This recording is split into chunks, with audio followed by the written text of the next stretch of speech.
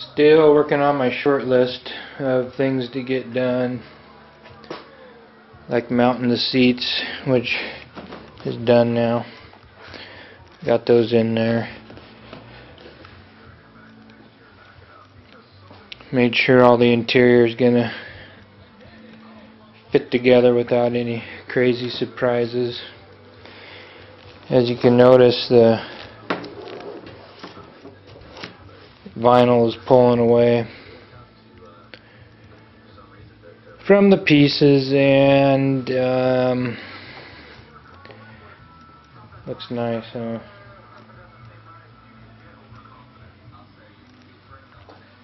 So, not sure what I'm going to do about that yet, but that's not going to stay like that. That'll be fixed.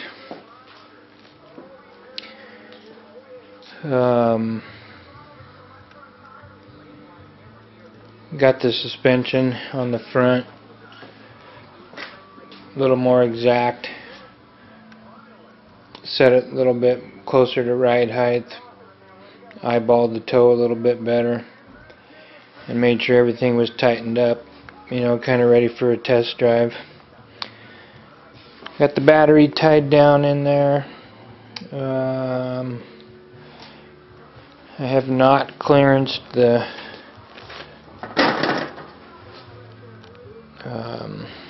pedals yet.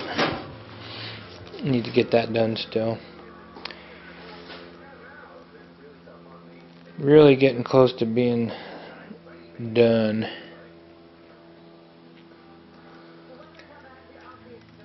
Been doing research, figuring out what to do on the motor,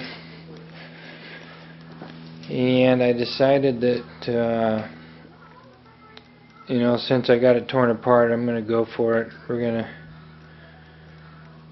put a top end kit on it, which is gonna be cool.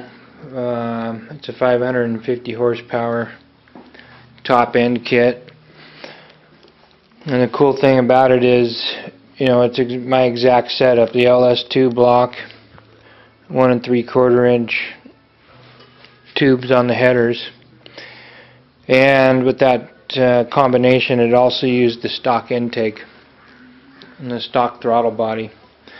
And I'd love to upgrade, you know, to a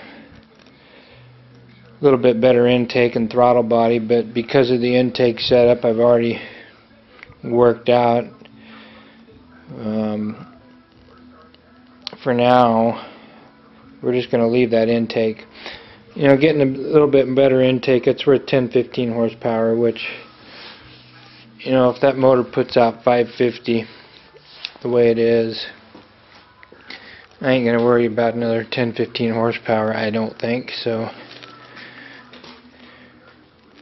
500 horsepower all motor is a beast.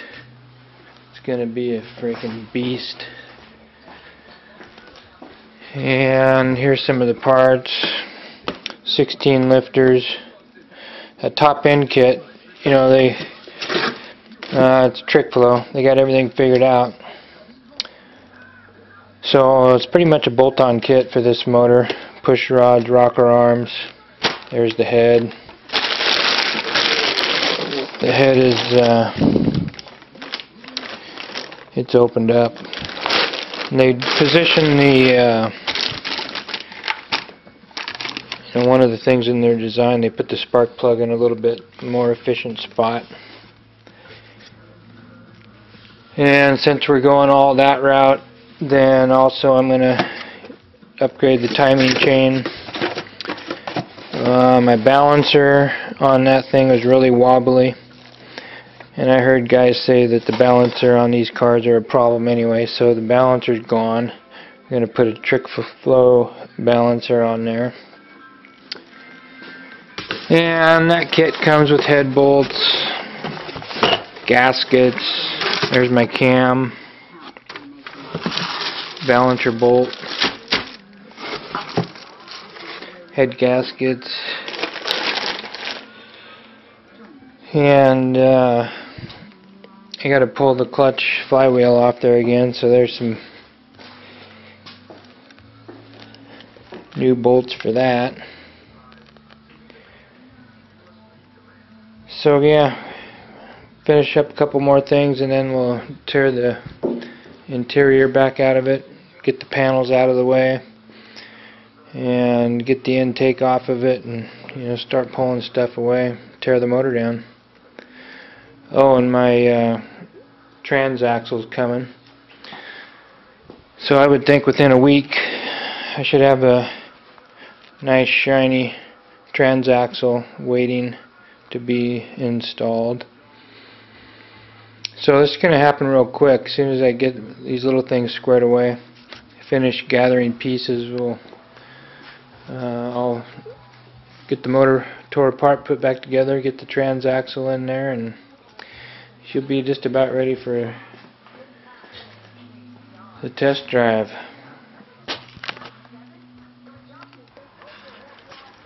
Here's what I did to clearance for the brakes. I just took a dolly, stuck a socket underneath there, rounded that out. That stuff right there. Kind of crude but effective. So yeah, when I lay that down on there, now I have room for the top of that thing. And yeah, because after I looked at it, a little bit more involved than just sticking some spacers underneath here. That whole assembly is attached to the front where the cylinders bolt on there. And if I get down kind of level, maybe you can see, the thing sticks up. So you get rubbing action on the top of that thing. So by putting that little bubble on there, it's not going to hit. And notice, after pounding the crap out of that, how that stuff actually sticks. I always like to know when something works or not.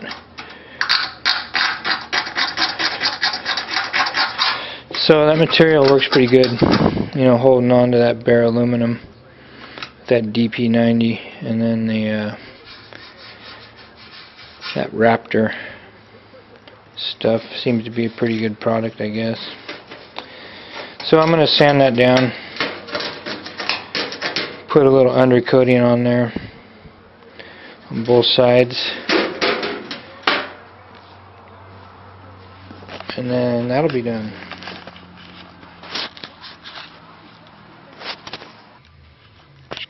Uh-oh, look what happened. She's tore apart. So here we go again. Shouldn't be too bad. Didn't take too long to take everything apart. Worst thing was the wiring and the way I had it all wrapped up, and so I had to disassemble that, and I'll have to put that back together again. So block's ready to come out. Figured it'd be better off take it out, do it the right way, instead of trying to fix everything in the car. Make sure we have no oil leaks, make sure everything's inspected proper, and do it the right way. So here it goes.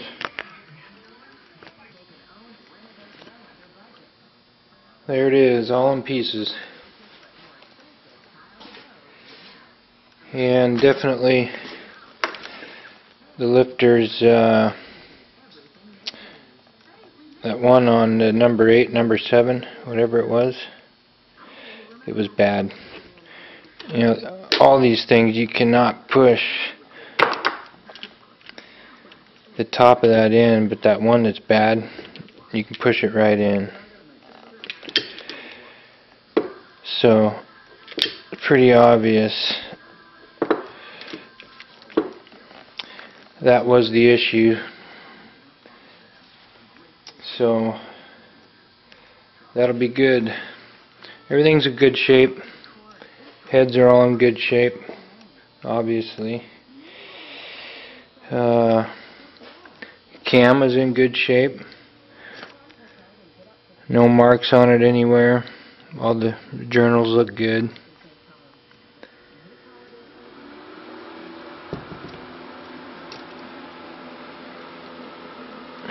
So everything looks pretty good. You know, remember, I got this motor from a wrecking yard, and they said it was in a pretty bad wreck after 200 miles. Well, it must have busted something on the front, because they, you know, it developed an oil leak down the front of the pan, and they must have had the timing cover off. The only thing I can figure, the timing cover must have got broke in the wreck or something. You know, and it may have bent the balancer a little bit. That's why it was kind of wobbly, or maybe that's just how they are.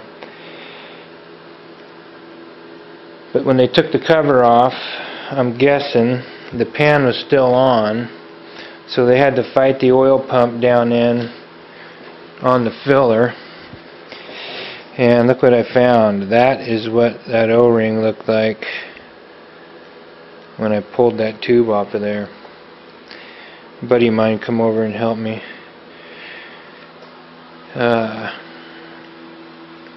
Make sure, you know, 4 eyes better than 2 eyes on the thing type of deal. Make sure everything goes good. Make sure I don't forget anything. But yeah, we found that. Pretty cool, huh? That would have starved my motor of oil. You know, no suction through that tube perhaps. So glad we found that. Then I got a high volume GM high performance oil pump put back on there also. So pretty much everything on this counter is going to be replaced with bigger and better oil pump heads, rockers, cam, push rods, lifters, timing chain, balancer. It's all getting changed. Another good thing, I'm glad it got tore down, because, you know, trying to get some of the surface rust, you know, and I was kind of freaked out that the thing had been sitting so long, so I sprayed crap in there trying to make sure the rings are freed up and everything was but anyway, I ended up leaving a bunch of crap in my oil pan, so, you know, I only ran the motor like 2 times just for a couple minutes, so I'm not too worried about that. But I'll be able to get the oil pump or the oil pan cleaned out. So for a couple of major reasons, damn glad this motor got tore down, because it would have come up with problems after it was finished. You know, if it would have been starved of oil, that could have completely ruined the motor. So what a mess, huh? Can't believe got this thing all tore down after having it looking so good. But it's a pretty simple tear down, pretty easy car to work on, not much in the way, and it should go back just together just as easy. Pretty simple motor to work on. Oh, another thing, man, a lot of oil coming in through the intake. The way I got my PCV ran. So I'm probably going to change that. I'm probably going to go to some kind of breather system or something, rather than right back in the intake, because it's sucking in lots of oil. Probably be okay, but I don't know if I want that all going in there. Pretty oily. The cylinders look real good. All the cross hatch is still there. You know, there's not even a ridge that has began to war. You know, doesn't even look like it's ever been ran, basically.